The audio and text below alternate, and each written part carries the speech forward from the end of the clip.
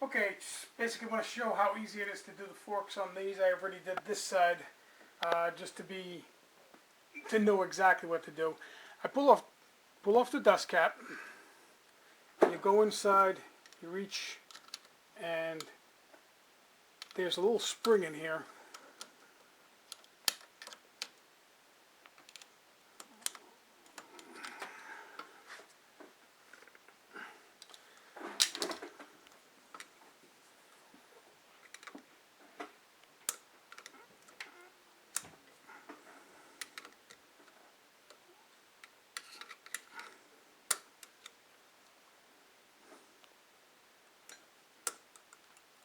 Basically comes right off. Use a flat screwdriver. Just below it,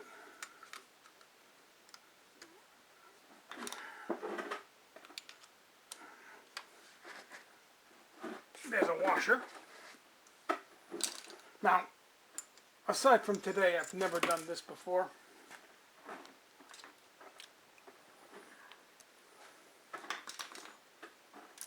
And I was a little apprehensive about doing it, but after taking the time to do this, I found that it's not all that hard.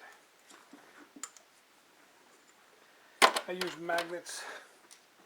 You might be able to get it with something else.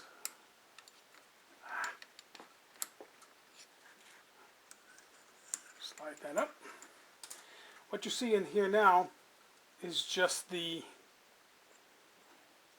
seal itself. Now I have already, before I disassembled the tops of the springs, I already took the bottom bolt here, which is inside here, attaching underneath.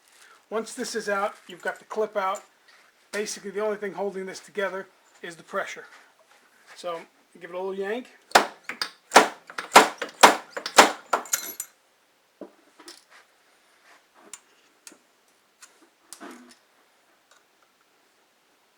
It's a little intimidating, to say the least. I put zip ties up here just to keep the stuff from irritating the hell out of me. There we go. It's scary when it does that. Don't sweat it. Nothing really comes to harm. You look inside, that all has to be cleaned out. This came over for here. When you put that through again, you just assemble it that way. Parts I'll be replacing are the dust cap, the seal, this, and this.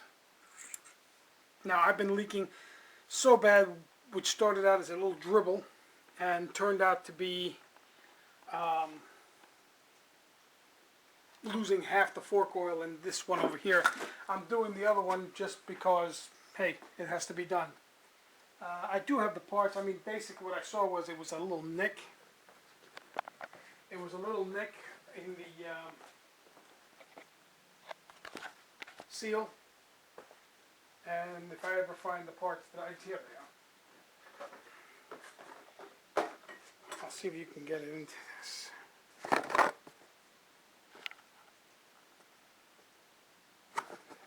Right there, see the nick? That nick, I lost half my fluid in that fork. I did do the seal cleaner, but it wasn't dirt, it was actual nick. So, putting this back together is no big deal. I mean, as far as the parts go, this separates here, comes right off. All of these slide right down. This comes right off. That one comes right off. Putting it back, the only part that you really have to take a lot of care is when you're sliding the new seal up over this exposed piece before you put these two pieces on. There's burrs that you might feel here. There's lips.